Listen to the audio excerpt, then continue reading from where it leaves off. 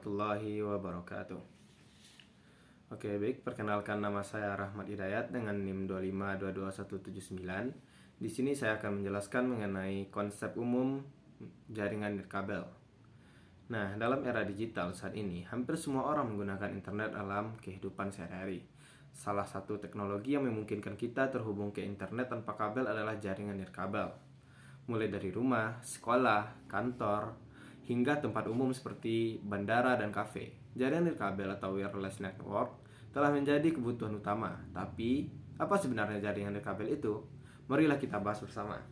Nah, jaringan nirkabel itu adalah jenis jaringan komputer yang memungkinkan perangkat saling terhubung tanpa menggunakan kabel fisik. Komunikasi antar perangkat dilakukan mengenai gelombang radio, gelombang mikro, atau sinyal inframerah. Teknologi ini membuat komunikasi data menjadi lebih praktis dan fleksibel. Misalnya saat kita menggunakan WiFi di rumah atau di tempat umum. Sebenarnya kita sedang menggunakan jaringan nirkabel. Nah, apa sih tujuan penggunaan jaringan nirkabel? Nah, tujuan utama dari jaringan nirkabel ini adalah untuk memberikan kemudahan akses komunikasi data tanpa batasan kabel. Teknologi ini juga dibuat untuk meningkatkan mobilitas pengguna. Dengan jaringan nirkabel, kita bisa mengakses internet dari berbagai lokasi selama masih dalam jangkauan sinyal. Nah, tujuan lainnya meliputi yang pertama itu mendukung mobilitas dan fleksibilitas perangkat, mengurangi biaya pemasangan kabel, mempermudah pengembangan jaringan di area luas, komponen utama, dan selanjutnya ada komponen utama jaringan nirkabel. Nah, untuk bisa bekerja dengan baik, jaringan nirkabel memerlukan beberapa komponen. Yang pertama itu ada access point atau AP. Perangkat ini bertindak sebagai pusat distribusi sinyal nirkabel. Ia menghubungkan perangkat pengguna ke jaringan nirkabel atau ke internet. Nah, selanjutnya ada router nirkabel. Biasanya dipasang di rumah atau kantor. Nah, selanjutnya ada router nirkabel. Biasanya dipasang di rumah atau kantor. Router ini mengatur lalu lintas data antara perangkat dan internet. Nah, yang ketiga ada wireless network, yaitu interface card atau NIC. Ini adalah perangkat keras yang terpasang pada suatu komputer atau laptop, smartphone agar bisa menangkap sinyal nirkabel. Selanjutnya ada antena, berfungsi untuk mengirim dan menerima sinyal radio. Selanjutnya ada client device seperti laptop, tablet, smartphone, printer nirkabel, dan sebagainya. Nah, selanjutnya ada jenis-jenis jaringan nirkabel. Nah, yang pertama ada WLAN, yang disingkat melalui Wireless Local Area Network. Biasanya digunakan di rumah, kantor, atau sekolah untuk cakupan area kecil. Nah, yang kedua ada WPAN, Wireless Personal Area Network, jaringan yang mencakup area sangat kecil, contohnya Bluetooth antar perangkat. Nah, selanjutnya ada WMAN, yaitu ada Wireless Metropolitan Area Network. Nah, digunakan untuk mencakup area kota seperti jaringan WiMAX. Yang ketiga ada W1, Wireless Wide Area Network, digunakan untuk cakupan yang sangat luas, contohnya jaringan seluler 4G atau 5G. Nah, kelebihan jaringan nirkabel.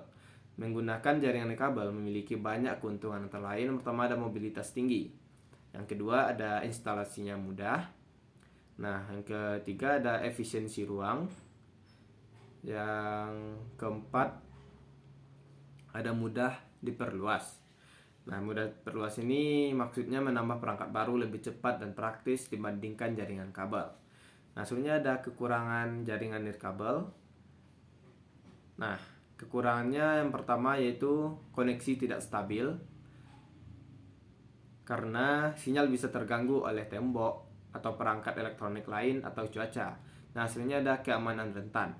Nah, tanpa pengaman yang tepat, jaringan bisa dibobol oleh pihak luar. Selanjutnya ada kecepatan transfernya lebih lambat. Nah, selanjutnya ada kekurangannya yaitu jangkauannya terbatas. Nah, materi selanjutnya ada keamanan jaringan nirkabel. Nah, keamanan pada jaringan nirkabel ini penting karena tidak menggunakan kabel, sinyal mudah disadap jika tidak diamankan.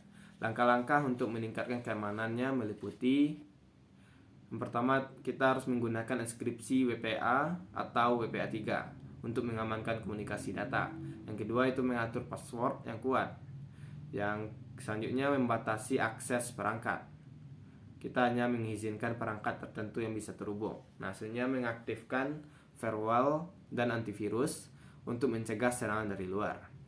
Nah, selanjutnya ada contoh penerapan jaringan nirkabel dalam kehidupan sehari-hari. Nah, contohnya seperti pada pendidikan.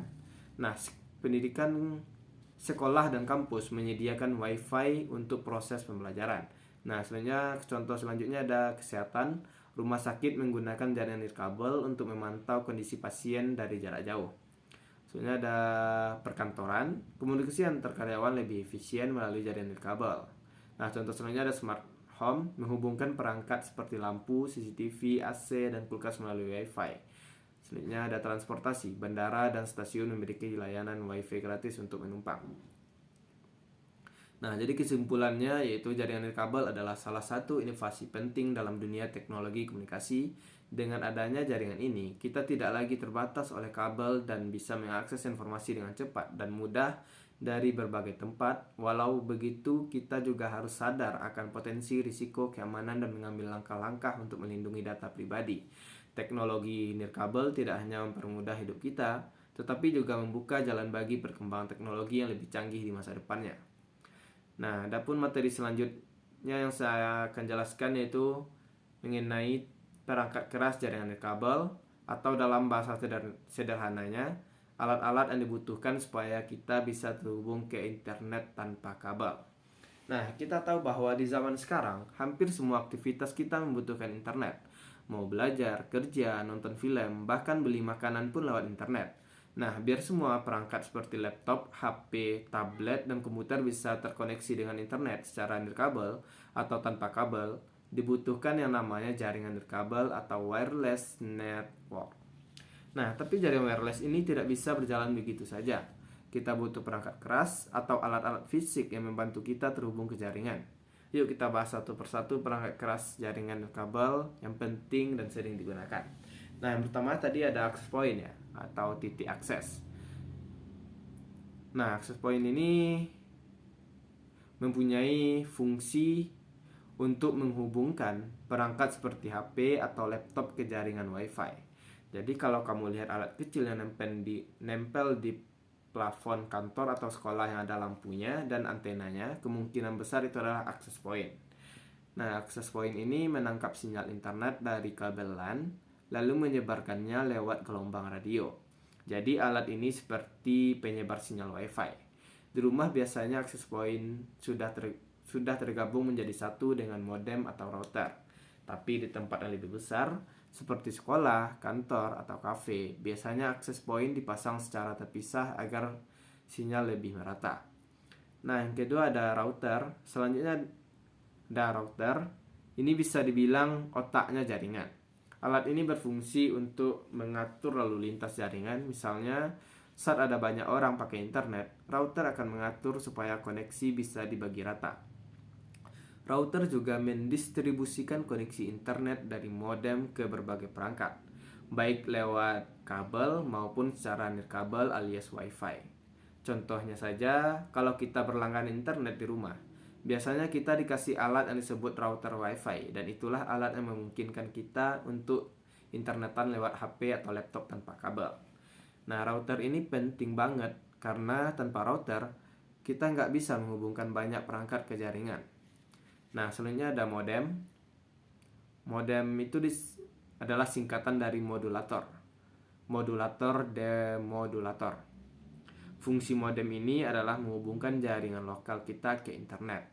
Kalau diibaratkan, modem itu seperti gerbang yang membutuhkan rumah kita ke jalan raya, sementara router adalah alat yang mengatur kendaraan di dalam rumah. Jadi, modem ini menerima sinyal dari penyedia internet, bisa lewat kabel, fiber optik, atau bahkan sinyal seluler, lalu modem ini mengubah sinyal tersebut agar bisa dipakai oleh perangkat seperti komputer atau router. Nah, beberapa modem modern sekarang sudah digabung menjadi satu dengan router. Makanya disebut modem router. Nah, selanjutnya ada yang keempat, ada wireless adapter. Alat ini berguna untuk perangkat yang tidak memiliki fitur WiFi bawaan, seperti komputer desktop atau PC lama. Bentuknya kecil, mirip flash disk, dan biasanya dicolok ke port USB. Setelah dipasang, alat ini akan menangkap sinyal WiFi sehingga komputer yang tadinya cuma bisa internetan pakai kabel, sekarang bisa pakai jaringan nirkabel. Laptop zaman sekarang rata-rata sudah punya wireless adapter bawaannya, jadi nggak perlu beli tambahan. Nah, selanjutnya ada wireless repeater, atau range extender. Nah, pernah nggak kalian merasa sinyal wifi di rumah cuman kuat di ruang tamu saja, tapi lemah banget di kamar?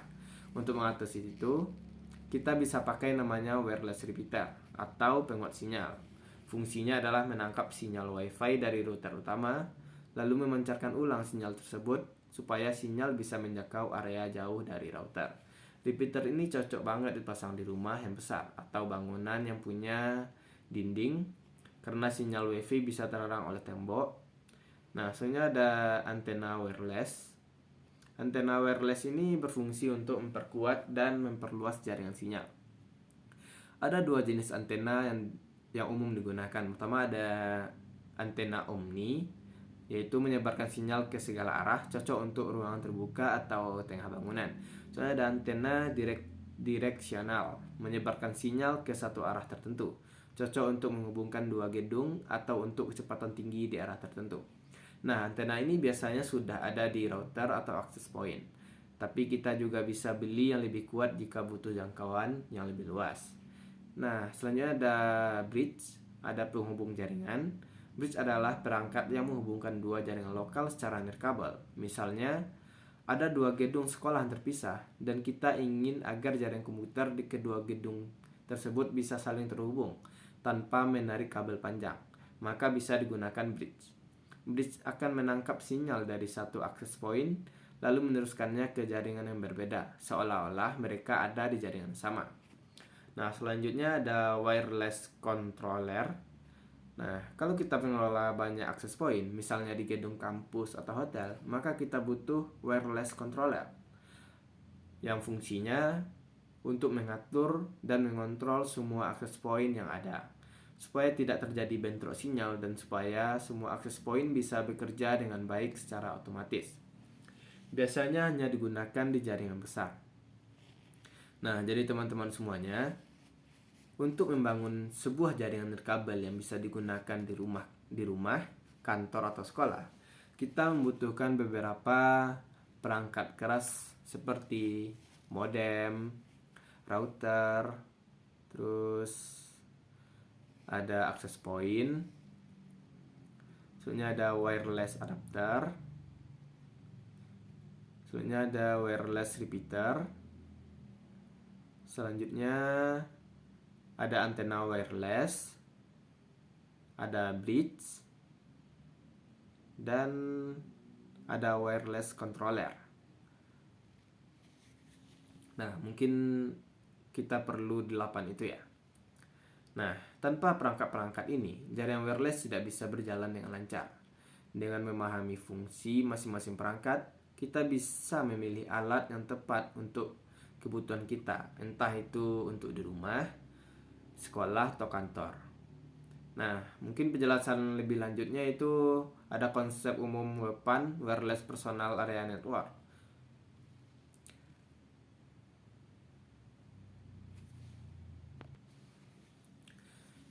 Nah, kalau kita terjemahkan, WPAN itu artinya jaringan nirkabel area pribadi. Tapi apa sih maksudnya? Bayangkan dunia tanpa kabel. Coba kita bayangkan sebentar ya. Kalau kita ingin menyambungkan headset ke HP, lalu nyambungin lagi HP ke printer, terus nyambungin jam tangan pintar ke laptop, semua harus pakai kabel. Ribet banget ya. Nah, WPAN inilah yang bikin semua itu jadi mudah dan bebas kabel. WPAN adalah jaringan kecil yang hanya mencakup area pribadi seperti sekitar meja kerja, sekitar tubuh kita, atau dalam satu ruangan kecil. Jaraknya pendek, biasanya cuma sampai 10 meter atau bahkan lebih kecil lagi. Contoh nyatanya WPAN dalam kehidupan sehari-hari. Nah, yang pertama yaitu yang sering kita gunakan ya. Ada headset Bluetooth.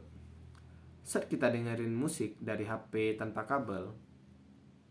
Nah, selanjutnya ada smartwatch. Saat jam tangan pintar kita terhubung ke HP dan menampilkan notifikasi. Nah, selanjutnya ada transfer file lewat Bluetooth. Misalnya kirim lagu dari HP ke HP teman.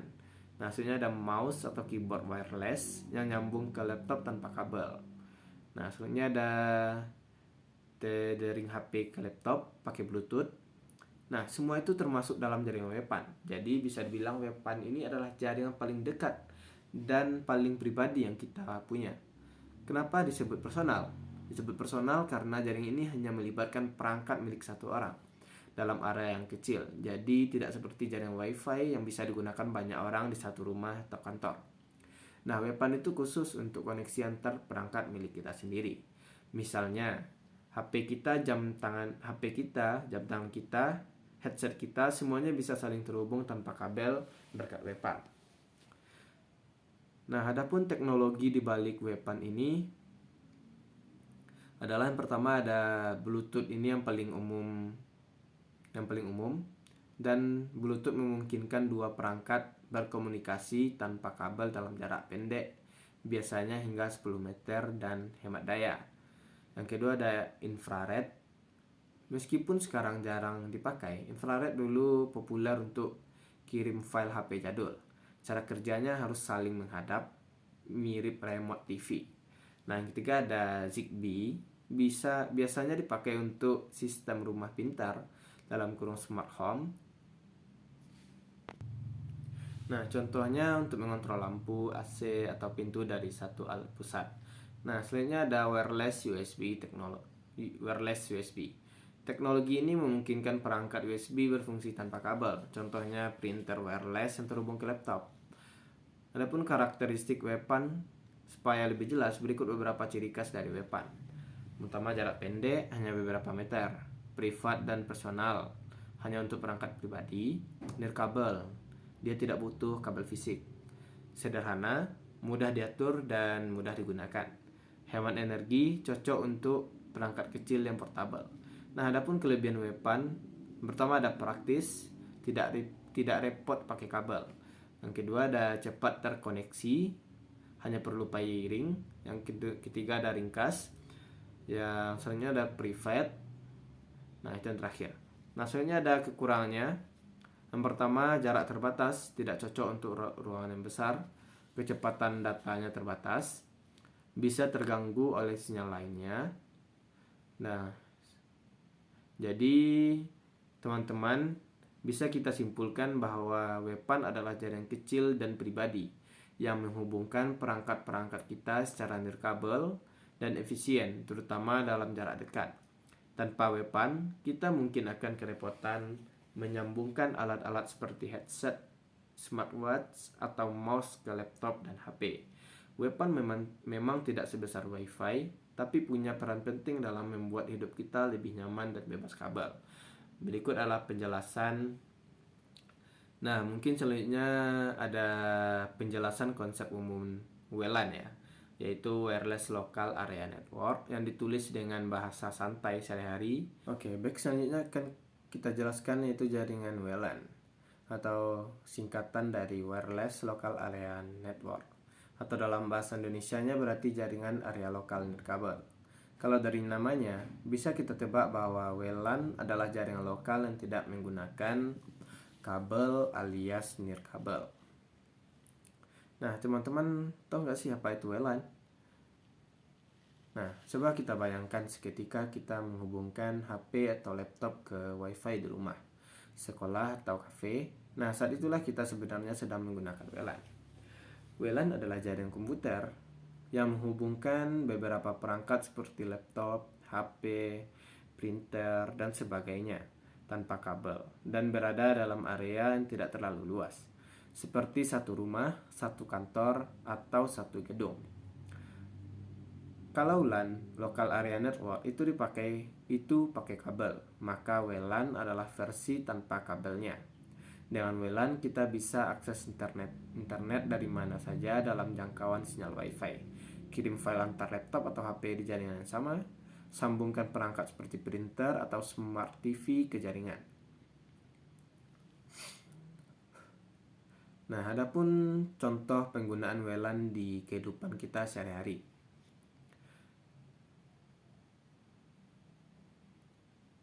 Nah, yang pertama yaitu kita contohkan saja saat kita di rumah. Saat kita menyambungkan HP ke WiFi, nah, selanjutnya ada di sekolah atau kampus, yaitu kita mengakses internet di perpustakaan atau ruang kelas. Nah, selanjutnya dari kafe, saat kita duduk sambil ngopi dan buka laptop pakai wifi. Bahkan di bandara, rumah sakit, atau hotel, wifi yang kita pakai itu bagian dari WLAN. Nah, jadi bisa dibilang WLAN sudah menjadi bagian dari gaya hidup modern. Bagaimana cara kerja WLAN sih? Nah, WLAN bekerja dengan menggunakan gelombang radio untuk mengirimkan data dari satu perangkat ke perangkat lain melalui perangkat yang disebut access point atau router Wi-Fi. Nah, begini gambaran umumnya. Yang pertama, router atau access point akan memancarkan sinyal Wi-Fi. Selanjutnya, perangkat seperti laptop atau HP akan menangkap sinyal tersebut. Setelah terhubung, perangkat bisa saling berkomunikasi dan juga mengakses internet. Nah, mungkin itu sedikit gambarannya ya. Nah, selanjutnya ada router itu berfungsi sebagai penghubung antara perangkat lokal dengan jaringan internet tanpa perlu kabel yang ribet. Nah, perangkat yang digunakan dalam WLAN apa saja sih? Nah, ada beberapa perangkat utama seperti ada router atau access point. Nah, alat ini akan memancarkan sinyal Wi-Fi agar bisa ditangkap oleh perangkat lain. Nah, yang kedua ada wireless network adapter. Perangkat ini biasanya sudah tertanam di laptop HP atau komputer dan fungsinya untuk menangkap sinyal Wi-Fi. Yang ketiga ada modem. Kalau kita juga ingin akses internet, modem dibutuhkan untuk menghubungkan jaringan WLAN ke jaringan internet dari penyedia layanan atau ISP. Dan adapun kelebihan dari WLAN. WLAN punya banyak kelebihan, diantaranya yaitu tanpa kabel. Nah, ruang jadi lebih rapi dan fleksibel. Yang kedua ada mobilitas tinggi, kita bisa berpindah tempat tanpa kehilangan koneksi. Yang ketiga ada mudah dipasang, tidak perlu tarik kabel ke setiap ruangan. Yang selanjutnya ada bisa digunakan banyak perangkat sekaligus seperti HP, laptop, printer, smart TV, dan lainnya. Nah, selain ada kelebihan, ada pun kekurangannya. Namun, WLAN juga memiliki sedikit kekurangan ya. Sepertinya ada sinyal bisa terganggu, misalnya oleh tembok, tebal, atau gelombang elektronik lainnya. Sehingga ada keamanan perlu dijaga karena sinyal menyebar di udara. WLAN lebih mudah dibobol jika tidak diberi sandi yang kuat. Nah, hasilnya ada kecepatan Wi-Fi menurun kalau terlalu banyak perangkat terhubung sekaligus. Nah, selanjutnya ada keamanan dalam WLAN. Nah, karena WLAN menggunakan udara sebagai media transmisi, maka keamanan adalah hal yang sangat penting. Beberapa langkah yang bisa diambil untuk menjaga keamanan WLAN. Nah, kita harus menggunakan password Wi-Fi yang kuat. Selanjutnya ada aktifkan inskripsi jaringan, misalnya WPA2 atau WPA3. Nah, selanjutnya kita akan menonaktifkan SSID broadcast jika perlu, agar jaringan tidak terlihat oleh orang asing. Selalu update firmware router secara berskala. Nah, jadi teman-teman semua, WLAN adalah jaringan nirkabel lokal yang memungkinkan kita untuk menghubungkan perangkat-perangkat elektronik dalam satu area tanpa kabel. Nah, WLAN sendiri sangat membantu kita dalam kehidupan sehari-hari, terutama untuk mengakses internet dengan lebih mudah dan fleksibel. Dari rumah, sekolah, hingga tempat umum seperti kafe dan bandara, semuanya kini menggunakan WLAN sebagai sarana utama untuk konektivitas. Nah, meskipun praktis dan efisien, kita juga perlu memahami cara kerjanya, keamanan, dan batasannya agar bisa menggunakannya dengan lebih optimal. Jaringan WLAN memang sudah menjadi bagian dari kehidupan kita sehari-hari, di rumah, di sekolah, kantor, di kafe, bahkan teman kota. Semua sudah menyediakan Wi-Fi, tapi meskipun sangat membantu, jaringan Wi-Fi juga berisiko keamanan tidak boleh kita abaikan. Nah, kenapa keamanan WLAN itu penting? Nah, sebelum kita bahas, coba kita pikirkan sejenak. Apa jadinya kalau jaringan Wi-Fi kita dibobol oleh orang lain? Mereka bisa pakai internet gratis tanpa izin, bisa mengakses data pribadi di perangkat yang terhubung. Nah, bahkan bisa menyebarkan virus atau malware lewat jaringan. Bayangkan kalau di rumah kita tiba-tiba koneksi internet jadi lambat. Padahal yang pakai cuma satu orang.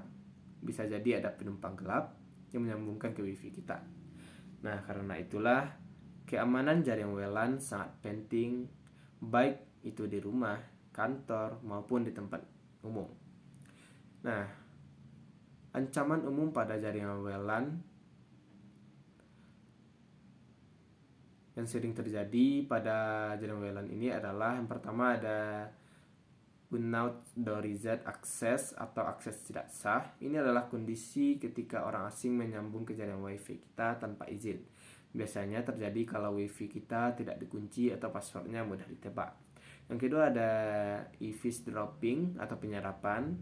Penyadapan ini terjadi saat orang lain bisa melihat data yang kita kirim atau terima melalui WiFi. Misalnya saat kita login ke akun email atau media sosial. Nah, yang ketiga ada man in the middle attack. Nah, ini adalah serangan di mana penyerang menyamar sebagai penghubung antara dua perangkat. Jadi, data yang seharusnya dikirim langsung malah lewat penyerang dulu. Sangat berbahaya karena bisa mencuri informasi penting. Yang keempat ada rogue access point. Adalah access point palsu yang dibuat oleh penyerang untuk menipu pengguna agar mereka menyambung ke jaringan palsu tersebut. Setelah tersambung, data kita bisa dicuri. Yang kelima ada denial of service atau DOS. Ini adalah serangan untuk membuat jaringan menjadi lambat atau bahkan tidak bisa diakses sama sekali. Nah, adapun cara mengamankan jaringan WLAN setelah tahu bahayanya, sekarang kita bahas bagaimana cara melindungi jaringan WLAN dari ancaman-ancaman tersebut. Nah, ada beberapa langkah yang bisa kita lakukan. Yang pertama itu kita harus menggunakan enskripsi jaringan. Enskripsi adalah proses mengubah data menjadi bentuk yang tidak bisa dibaca oleh orang lain, kecuali yang punya kunci. Nah, ada beberapa jenis enskripsi yang digunakan di WLAN. Pertama ada web atau wired equivalent privasi. Ini adalah sistem enskripsi lama, tapi sudah tidak aman lagi dan sebaiknya tidak digunakan. Yang kedua ada WPA atau Wi-Fi Protected Access, lebih aman dari web, tapi sudah mulai usang. Nah, hasilnya ada WPA 2, ini yang paling umum digunakan saat ini dan cukup aman. Nah, hasilnya ada WPA 3, teknologi terbaru yang lebih kuat lagi dan mulai digunakan di perangkat baru. Nah, saran untuk menggunakan WPA 2 atau WPA 3 jika tersedia di router kalian, ganti nama SSID dan password default. SSID adalah nama jaringan WiFi yang muncul saat kita ingin menyambung. Banyak orang lupa mengganti SSID dan password bawaan dari pabrik. Ini bahaya karena peretasan bisa dengan mudah menebaknya. Nah, adapun tipsnya itu kita harus ganti nama SSID menjadi nama unik, gunakan password WiFi yang kuat, kombinasikan dengan huruf besar, kecil, angka, dan simbol. Selanjutnya menonaktifkan SSID broadcast opsional kalau kita ingin jaringan WiFi kita tidak terlihat oleh orang umum. Kita bisa mematikan fitur broadcast SSID. Jadi hanya orang yang tahu nama dan passwordnya saja yang bisa menyambung.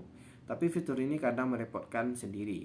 Jadi cocoknya dipakai di lingkungan sensitif seperti kantor atau laboratorium. Nah, selanjutnya aktifkan kembali firewall. Nah, firewall ini adalah sistem keamanan yang menfilter lalu lintas jaringan. Beberapa router sudah dilengkapi dengan firewall bawaan. Pastikan firewall ini aktif agar bisa menahan akses asing yang mencurigakan. Maksudnya batasi jumlah perangkat terhubung. Nah, kita bisa membatasi jumlah perangkat yang boleh menyambung ke WiFi. Misalnya hanya 5, hanya atau 6 gitu. Nah, ini bisa mengurangi risiko WiFi dibobol sekaligus menjaga kecepatan koneksi. Nah, kita harus gunakan MAC address filtering.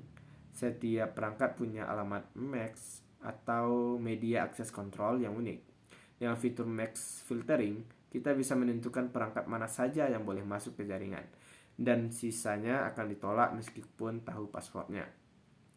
Nah, selanjutnya kita update firmware router secara berskala seperti aplikasi di HP.